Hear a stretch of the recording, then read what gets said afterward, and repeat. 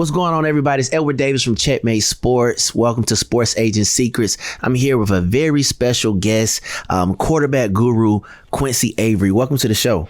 Appreciate you having me on. Likewise, man. So without further ado, let's go ahead and get into it. That money clip us now, the new now looks like, whoa. Upgrade her diamonds, now her girlfriends are like, whoa, whoa, whoa, whoa. What's going on, everybody? It's Edward Davis from Checkmate Sports, and today's episode is sponsored by, guess who? Checkmate Sports. If you want to become a professional sports agent in as little as 30 days without going to law school, without inside connections, and without some difficult certification exam, then the Sports Agent Masterclass is for you. Click the link below under this video and sign up now. Take care. All right, so Quincy, man, for you probably don't even know, but I actually played quarterback growing up. Okay. So I ended up playing quarterback at Virginia State University. And it's funny because I actually wanted to do what you was doing before I became an agent. I wanted to be a quote unquote QB trainer. And I wanted to, specialize with the urban quarterbacks, the mobile quarterbacks. I saw that as the future. So when I, saw you doing what you're doing, man, I was impressed, and I was like, man, you know what? I got to reach out to him. Got to get him on the show. So for the people who don't know you, tell them a little bit about your backstory and, how you got to this point where you are today. Long backstory. I'm gonna give the abbreviated version. Okay. So I'm not here talking people ear off, but went to school at Morehouse, played football there, played quarterback at first, ended up playing wide receiver. Got done with my playing career, packed up, moved out to UCLA. Coached there for a couple of years. I was working with the quarterbacks. It was a good opportunity, but I kind of saw that I wanted to get into something else. So I moved from LA to Atlanta, and I'm like, all right, I'm about to start training quarterbacks. Didn't have any quarterbacks. I was actively trying to find a client for 6-7 months. So it was a minute before I even got my first client. My first client actually happened to be Josh Dobbs, who's playing with the Pittsburgh Steelers now. Hold on, question. How did you get from no clients to Josh Dobbs? Most people is just, some guy from grocery store. You got a premier player, the first guy. Yeah, so it was unique. So I reached out. So every day for over 6 months, I would wake up, I would go to the gym, take a shower because I lived in my car. Then I'd go from my car to Starbucks, and I would Facebook message every quarterback, every person who looked like a quarterback. So whatever your roster was, Georgia Middle, GMSHA, I was like on Georgia Middle School Association, okay, Georgia High School Association, just looking at all the rosters, just trying to find somebody to play quarterback who let me train them. That didn't work. And then I'm like, all right, I got to switch something up. Mm-hmm. I put together a camp, and I said it was for the best quarterbacks in Georgia, and Josh was somebody I invited. He was in 10th grade at the time.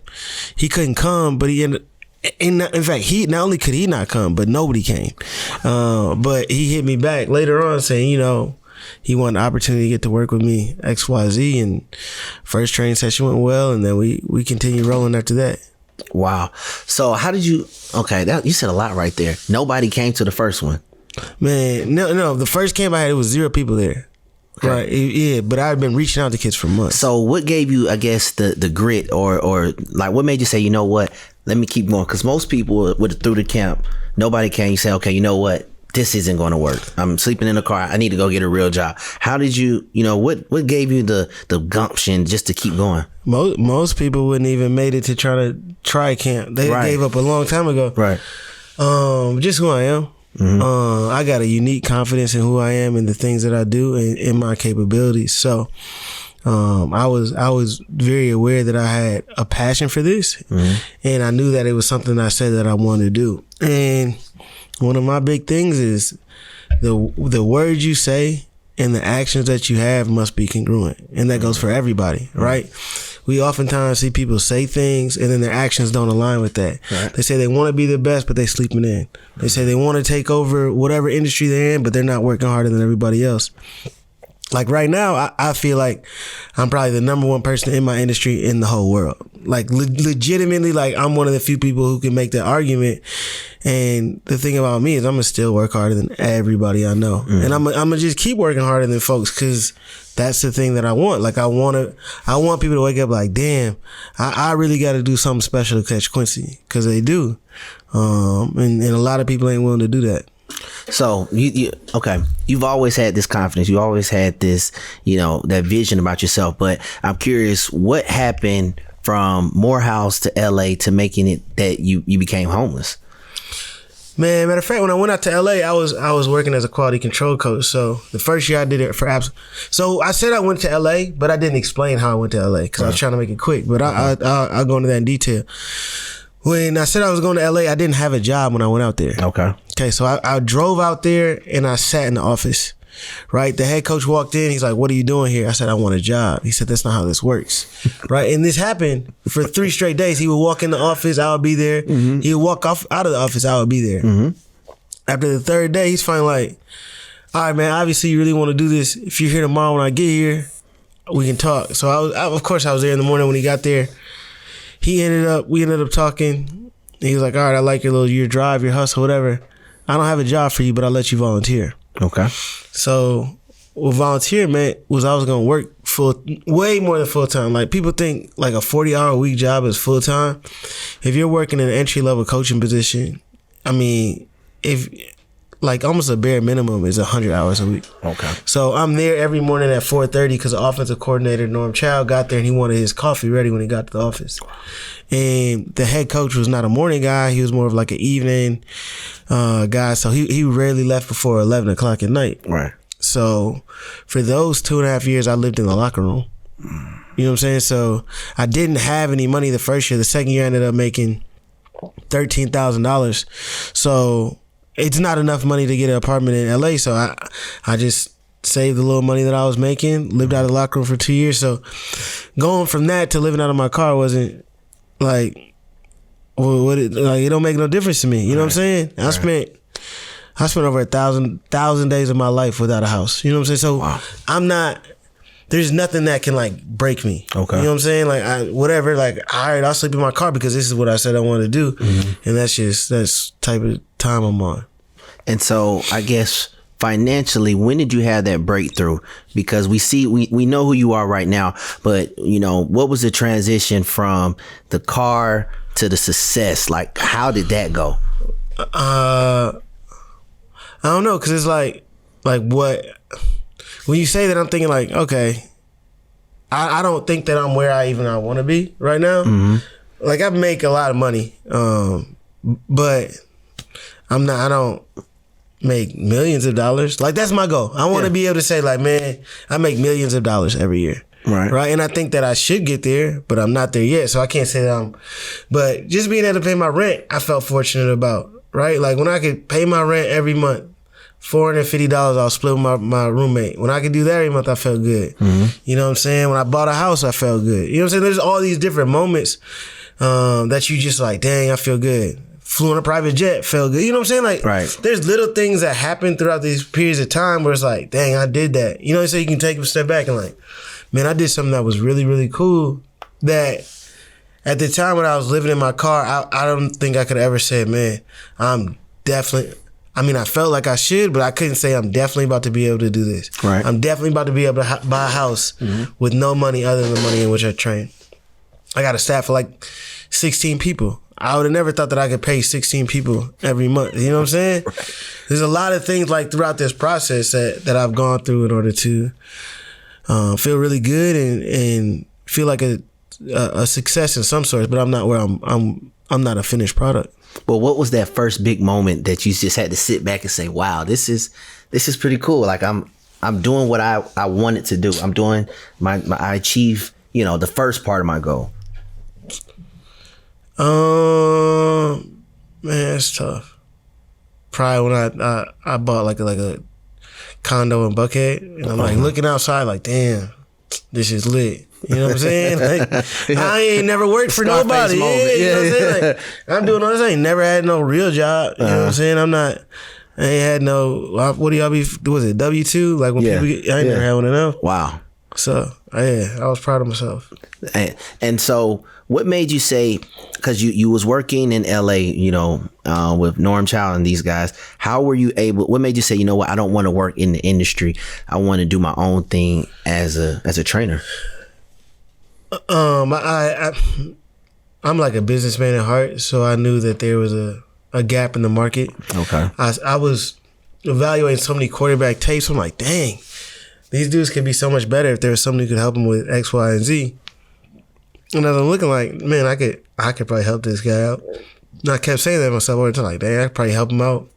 Even help him how to organize his highlight tape. Like if he'd have probably had me organize highlight tape, he might end up at a better school. So I'm seeing that I don't have no money in my pocket, and I'm literally burning out because I'm getting up every day at 4:30 in the morning and not going to sleep till midnight. And then when I do go to sleep, it's in the locker room. I'm like, damn, this ain't it. And it's crazy because like right as I was like quitting, I was about to get offered like a full-time position. You know what I'm saying? So I stepped away from that because I saw something else that I could do. Wow. And so when you were, you left LA, I mean, did you have like a significant other? You had somebody that was just investing for it, or you just pulled back up in Atlanta and said, all right, I got a camp. Let's make it happen. No, I just pulled up and started hitting up kids. I went to school out here, so I had friends in the area, you know what I'm saying, if I needed a couch to sleep on or whatever. So it wasn't, if you was my friend at the time, no one knew I didn't have a spot to stay. Gotcha. So I could still manage the situation, you know what I'm saying? Like, gotcha. I got enough street smarts to be able to navigate any situation. Gotcha. In a way in which nobody's going to know that I'm like struggling or down bad. Right. So who was not say the best player, but what was the player that I guess put you on the pedestal as the number one quarterback guru? Yeah, I mean, I always tell people how much I owe to Josh Dobbs. Like without him, I'm not here today. But then, like when I started working with Deshaun, I think that kind of elevated me. Deshaun who? Deshaun Watson. Okay. So that elevated me to a level in which people like, oh, okay, he's for real. But it wasn't just. It was like working with Deshaun. But at the same time, I was working with so many other guys. Right. So they were seeing the success of everybody I was working with. And then you got a generational force going out there on Sundays. And then I think one of the other big moments was Deshaun had a bad game against the Indianapolis Colts, like maybe 2 or 3 years ago, right? Okay. And I flew in. After every game I fly in, we would go through our stuff. And he wasn't too happy about his performance. So he's like, yeah, let's go on the field and let's work on it. Mm-hmm. We didn't know. We was just trying to get the work in. Like we wanted him to, get that taste out of his mouth. And then it's like all over TV, all over NBC. Like it was on every channel. Like they kept talking about it, right? Right. And I think that kind of propelled me because people knew like, dang, this dude's at the game, then after the game, he doesn't talk to his coach about the loss. He's talking to a private instructor. And it was that was cool. And then something that probably took me to another level with agents, right? So we talk about that part. Like, that's cool. Yeah. But the thing that took me to another level with agents was Jalen Hurts. And people are like, why Jalen Hurts? All right, so Jalen was projected as a 5th-round draft pick, right? Going into, like, people are like, he's going to go 4th, 5th round. Right. We did our work throughout the draft prep process. In those 3 months, he went from 5th round to 2nd, like early 2nd. So if you think about it, that's millions of dollars that he earned himself throughout that draft preparation process. And I know that I helped him with it. I'm not saying it was me, you know what I'm saying? Because Jalen did the work. Yeah. You know what I'm saying? He's a hard worker. But like being able to help him throughout that process, that agent's like, oh yeah, like we need to like tap in. And that's why I had to bring you on the show, so that anybody that's wanting to get into the space and they have the next Jalen Hurts, the next great quarterback, that's the guy you want to tap into. But I'm curious, when you are, evaluating players and things like that, what are some traits that you look for or that you see in all the guys that say, you know what, this is a common denominator in all the great players that I've coached?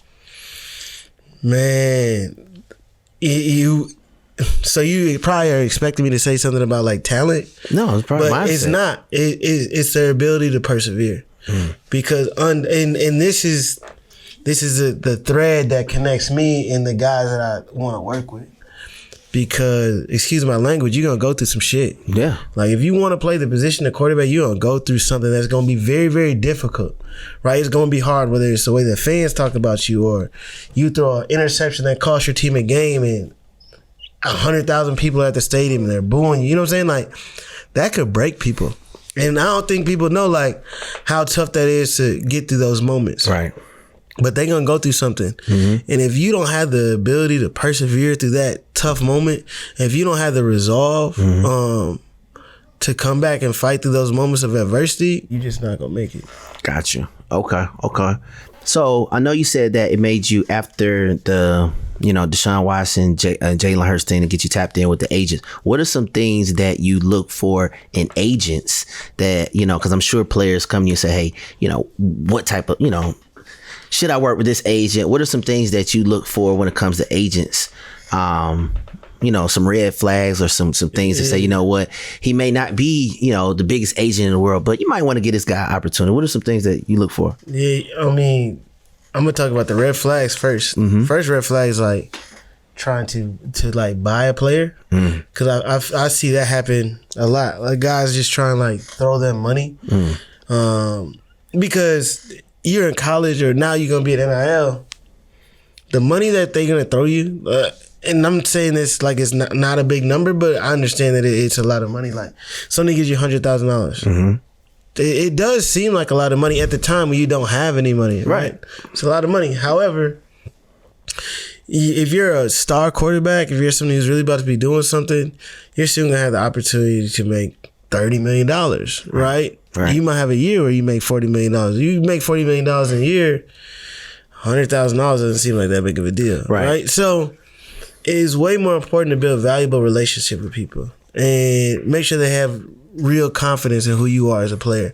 Because those are going to be the people who are going to go to bat for you. Those are people who are going to be on the phone talking to scouts and execs. And I know that every agent is usually going to try and do their best, but it's different when you really believe in somebody. Like when you really got that faith and confidence in them. So my thing is like you need to go where you're celebrated. Right, and if you do that, I think that oftentimes you'll find an agent who could be the right fit for you. And if I'm a 4th round pick, I might not go with one of the big conglomerate. You know what I'm saying? I'm gonna go with somebody who's gonna put everything they got into me, right? Because that's gonna be what you need. You want that level of attention because, of course, the big agencies, the huge, the ones that we all know. Yeah, they're going to go crazy for the guy who's a top 10, top 15 pick. They're going to do whatever he needs. Right. But when you somebody who's further down the draft boards or maybe undrafted free agent, they just like, we got him. Right? But those are often the times the guys are going to believe in that agency at the conclusion of their rookie deal or even during that period of time in which they're on the rookie deal. Wow. And what are some of the, I guess, we already talked about the red flag. What are some things that you like about, agents that you tell your guys to look out for? Yeah, there's some agents that I communicate with a lot, but they've shown the ability to be like honest and genuine with players and even tell them the truth in terms of what they think about them.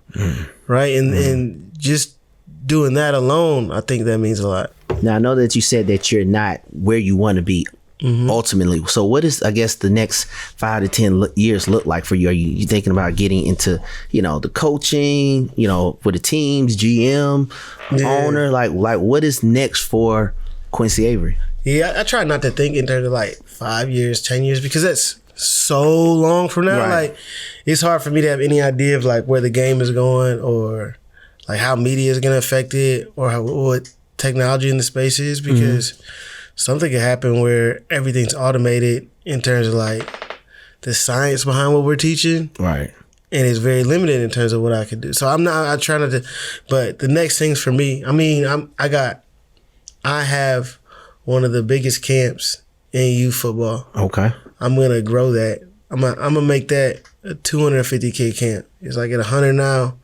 I'm not saying I'm about to be like the Manning level camp, but I'm going to have a huge camp and people are going to be like, damn, I got a chance to go to that quarterback takeover So camp. Tell us, quarterback takeover camp. So is that for just like what So level? that's like my premier camp is flight school, right? Okay. Flight school is, I bring 20 college kids out. Okay. I shouldn't say college. 20 young men who play quarterback in college out.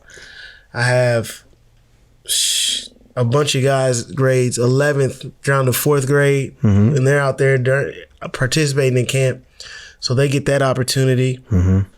And yeah, I'm growing that. Like we're going to have people are going to get done with that and be like, man, that was quite the experience. And then what else I do is I have a traveling camp.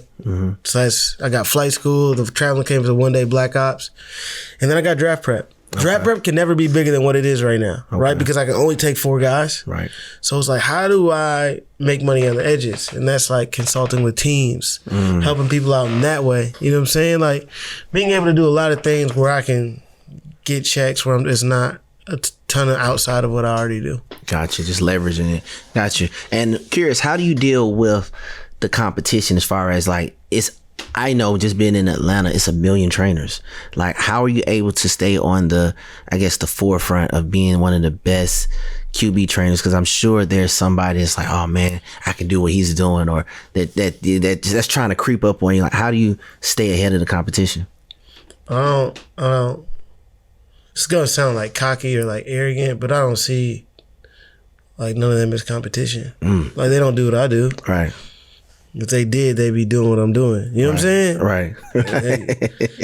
I love it. But that probably sounds wild, but no, I mean, it is what it is. Got you. They might do a good job. And I think that there's some really talented quarterback trainers in Atlanta. Like, really, honestly. There's some guys who do a really good job, but they're not me. They don't work at this like I work at it. Right. You know what I'm saying? I put in hours every day. Right. And a lot of those guys are really good on the field, but all the other stuff, like the business end of things, right? That's what separates you. I'm gonna do way more of that. I'm gonna study the position. Like, I'm doing all the other stuff more, and it's not just like on the field. On the field, it is what it is. Right. But the other stuff, that's what makes me different. Gotcha. Okay. Well, what are some things that, like a majority of people are agents who watch this? What are some things that you think upcoming agents or just agents in general should do better at, as far as when it comes to, representing athletes or, just honing their craft? Yeah, I think that agents should do a better job of being tied into what they really looking for in a player, right? Like, I think so oftentimes agents will recruit guys because they heard somebody else say something good about them or what they read on Twitter. But I think that they should find people that they have real faith in terms of their evaluation skills. And instead of casting such a wide net in terms of the guys that they're trying to train, like, just drill it down. Like, drill down to 4 guys and really go attack those 4 guys in your recruiting process, because you oftentimes, like, have such a wide aim and a wide vision that you miss so much of the important pieces of what you're really looking at. And I mean, it's the same thing that I think about for me. Like, I'm gonna drill it down. I don't do that many things. I really do 3 or 4 things, but my vision is narrow. So everything in that, I'm catching. Like, I'm gonna be on the details of those things, and I think that people miss the details when they don't do it with that level of execution. Nice. Well, man, I know you are a busy individual, so man, I'm definitely going to, not going to hold you up. But what are some things that, just words of encouragement that you can just leave with the people, and how can they get in contact with you? So words of encouragement would be to, like, set a plan and work the plan. You know what I'm saying? Because so oftentimes people say things and then they're so willing to, or ready to adjust, like so ready to go to plan B. Like, my dog, you just started. Like, people think that it's like a sprint, and I'm not trying to be like profound or prophetic or anything, but this really is like a marathon. Like, if you want something, you gotta be willing to work a lot of days without the rewards of your work being present.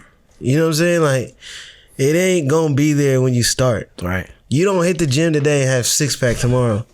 No, I know that. So that's real. So why we expect that with anything else? Whether you're trying to be an agent, whether you're trying to be a talented young man, whether you're trying to go to the NFL, like, the day you start working is not the day you see the results. And I wish more people would be mindful of that, because we give up on things too easy that I think that we really have the opportunity to be great at. Wow. And then you can find me Instagram, Twitter. All you gotta do is look my name up, Quincy Avery. You want to look the company up. That's Quarterback Takeover. And we we in the helping business, right? If you're a quarterback out there who needs help, we want to help you. Well, yeah, man. For agents, parents, coaches, anybody, if you know, got a quarterback, want the top trainer in the country, this is the guy you want to tap in with. Again, man, I want to appreciate you for taking time coming out, man. I know you didn't have to do it, and it's been a pleasure talking to you, man. For sure, I appreciate you. All right, man. Hey, I'm gonna throw it up in the air one of these days. I'm gonna send a quarterback to you. All right, man. You take care. What's going on, everybody? It's Edward Davis from Checkmate Sports. I just want to let you guys know that we launched the first ever sports agent themed merchandise store. So if you want to get a shirt like this that says Sports Agent Matter, we have shirts, phone cases, cups. We have everything that you could want to become a sports agent. If that's something that interests you, click the link below, go into our merch shop, and I'll see you over there. All right, take care.